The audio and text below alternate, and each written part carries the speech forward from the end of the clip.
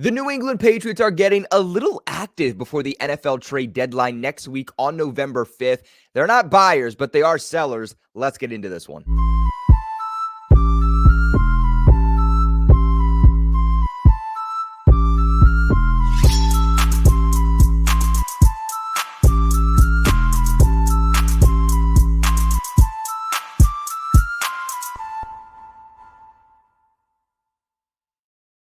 What is going on, Pats Nation? It's your boy Colby, also known as Patriots Global, back here with another one. I appreciate you guys for clicking on today's video to hear me talk about some Patriots news. And like I just alluded to, the Patriots, we all knew that they were going to be buyers during the trade deadline. They're pretty much out of it mathematically. They're out of it morally. We know that they aren't going to be a postseason team. So with a team that is young, in year one of a rebuild and that wants to rebuild correctly by going through the draft, the best way at hitting on the draft is by having extra draft capital. And according here to Adam Schefter, another Chiefs trade, as we all know, the Chiefs earlier last week made a big trade with the Tennessee Titans for wide receiver DeAndre Hopkins. Now they are acquiring linebacker Josh Uche from the Patriots per sources. Uche is the Patriots' 2020 second-round pick from Michigan, and he will now go from New England to Kansas City. The Patriots, in terms of return value here, they're getting a 2026, not a 2025, but a 2026 sixth-round draft pick. And that's actually what I want to talk about first. I want to talk about the value that the Patriots are getting in return for Uche. Could it have been better? Was it worth it? And at the end of the day, the answer is yes. The answer is worth it. This is a guy that, even if he was on the New England Patriots for the remainder of 2024, how much was he going to play? At the end of the day, it feels like Josh Uche just started to become a liability to the New England Patriots defense. He obviously was inactive this past week against the New York Jets. The Patriots, they don't have a lot of pass rush, and I think that that's the biggest argument to, well, was it really worth it? But with as bad as the Patriots defense is with or without Josh Uche, the Patriots aren't going to be in a position to succeed, so they might as well ship him off and get some type of draft capital for him.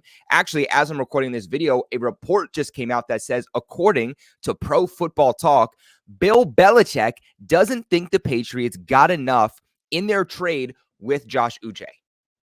And I don't know why. I feel like Bill Belichick talks about the New England Patriots a lot, especially more so when it comes to criticizing the Patriots ever since he left them. It's just Gerard Mayo. It's the moves they're making. Like, Belichick's really just talking a lot. But you know what? I don't disagree with him per se. I don't like the fact that the Patriots are getting a 2026 sixth-round pick. But at the end of the day, too, what leverage did the Patriots have? Teams knew that, okay, well, if you're not going to work with us and you're not going to work on our terms, then we're not going to trade for him. We'll go hit up another team and offer them a 2026 sixth-round pick because we know you don't really care about this player. We know that you're not really utilizing him with your defense overall and that he's going to hit the open market in 2025 anyway. Josh Uche this offseason signed a one-year, $3 million deal for the Patriots. He actually had much bigger offers to go with what was reported to be one of the teams, the Eagles, on a multi-year, much bigger deal than what he got from the Patriots, but he wanted to stay in New England and prove his worth, and so far this season, he hasn't done that. But I look at the fact that, yes, it's just a one-year deal, but it's only $3 million, and pass rushers are so valuable in today's league.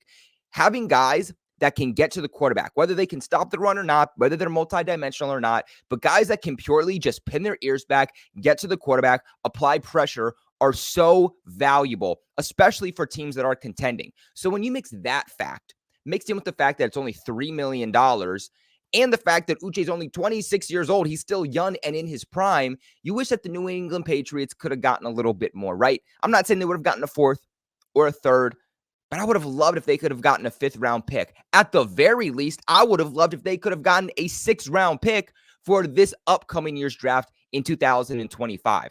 A 2026 sixth-round pick is equivalent to a seventh-round pick.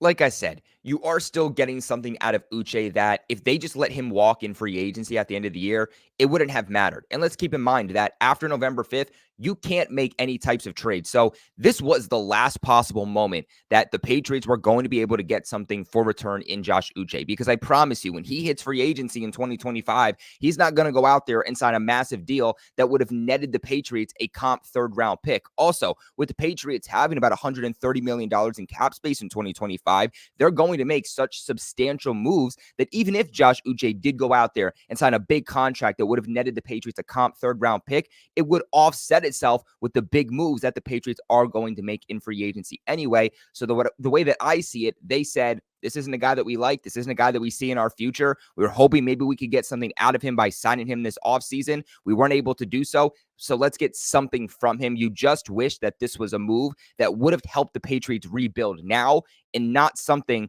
that you have to wait over a year from now to be able for it to actually have an impact. But Mike Reese does give us a little bit of an update on the Patriots draft picks for 2025 and 2026 after this move. So in 2025, that's this upcoming draft, the Patriots have a first, a second, 2/3, one of those coming from Matthew Judon, a fourth, a fifth, 0 sixths, and 3 sevenths. So this is one of those situations where if you were able to net a 6 for 2025, now you have a pick in each round and you're really starting to cook with gas a little bit. Now, currently for 2026, the Patriots draft picks are a first, second, third, fourth, fifth, 2 6 because of this Josh Uche trade, and now a seventh. Now, guys, before we continue on today's video, I want to let you know about this really cool opportunity where you can get a free 14-day trial to keep you, your friends, your family safe from the big threats that we face every single day online. Hey guys, sorry to cut the video real quick, but I had a very important question that I had to ask you, and that is, have you ever Googled yourself, or maybe a friend, or maybe a family member Googled themselves and saw their private information being used? Maybe like their name, their phone number, their social security number, their address, maybe their credit card information?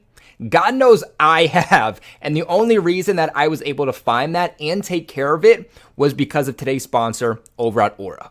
So what Aura is an identity protection service. And what they do is they go ahead for you so you don't got to do the hard work, and they scour the internet for any of your information being used illegally that you didn't want them to use. The other great part is that they'll monitor your credit. They'll see if your phone number is being used to robocallers, which if you don't know what those guys are, they're essentially the ones that call you about 5 times a day. Because little do you know, these data brokers are actually trying to sell your information to robocallers, to spammers who are trying to find out your own personal information, such as where you live. So what Aura will do is they'll essentially send you an email or notification saying that, hey, someone's trying to use your phone number. Someone's trying to access this information about you. Do you want us to delete it from the web? Fortunately, in today's society, a lot of threats that we all face on a day-to-day basis come online. And unfortunately, the scary part is that we can't always see it. Aura's going to come in, protect you, protect your family from threats that we can't see and we don't even know are coming. So hey, look, you guys can go right ahead and let people exploit your own private information, or you can go to the link in the description box below and pinned in the comment section below to go ahead and sign up for your 14-day free trial over at Aura. But getting on a little bit more with Josh Uche, Uche is just a one-dimensional pass rusher. And I think that that's another reason why the Patriots are okay with getting rid of him, because they want guys on the field. They want to use their money. They want to use their roster spots towards having a guy that can be in every down defensive lineman. If you think about it, Keon White, yes, he needs to improve a little bit more at stopping the run and containing edge rushers, but he can be an every down edge rusher. Dietrich Wise can be an every down edge rusher. Josh Uche, there was not a single point in his career so far since being drafted by the team in 2020 where he has been an every down linebacker, an every down edge rusher. He comes in on obvious passing down situations to rush the passer, and that is it. He cannot contain mobile quarterbacks. He cannot stop the run, and he's never been known for being somebody who could. He's also not somebody that can dictate having or that dictates getting double teamed or even triple teamed. He's the type of guy where he needs to get opened up. He will excel if he's opened up by another player on the defensive line getting double or triple teamed. If you look at it, the season in which he broke out in 2022 with the Patriots, he had 11 and a half sacks that year. The reason he broke out was because teams started doubling, even triple teaming Matthew Judon at times. That opened up Uche to have one-on-one favorable matchups that he started to win. But in 2023, when Matthew Judon goes out for the season during, week 4, week 5, Uche had to step up for the entire season. He had to be their best pass rusher. He had to be their number one guy, and he couldn't do it, and he fell off tremendously. here in this upcoming season, they're not even asking him to be the number one guy. They're basically asking him to split hairs and be the guy who goes opposite of Keon White. And he's been better than he was last year, but he still hasn't been nearly good. And essentially that 2022 season we saw where he broke out and had that 11 and a half sack season, that was an anomaly because we have not seen anything like it since. We haven't even seen Josh Uche come out into a season and put up half the numbers that he was able to put up in 2022. You look at these numbers here right now, according to PFF for this 2024 season, and he's excelling. He's excelling when it comes to pass rush. A pretty good grade overall for pass rush to a 72.7, but that run defensive grade, it's just not there. And that's what's bringing him down of 64 overall, giving him an overall grade of 55. So far on the season, he has 9 solo tackles, 3 assisted, 0 forced fumbles, 7 total stops, 2 sacks, 9 hurries, 2 quarterback hits, and 13 total pressures. Like I mentioned, that is an improvement from what we saw during the 2023 season, where he had an overall grade of 57.1, a run defensive grade of 61.5, and a pass rush grade of 66.8.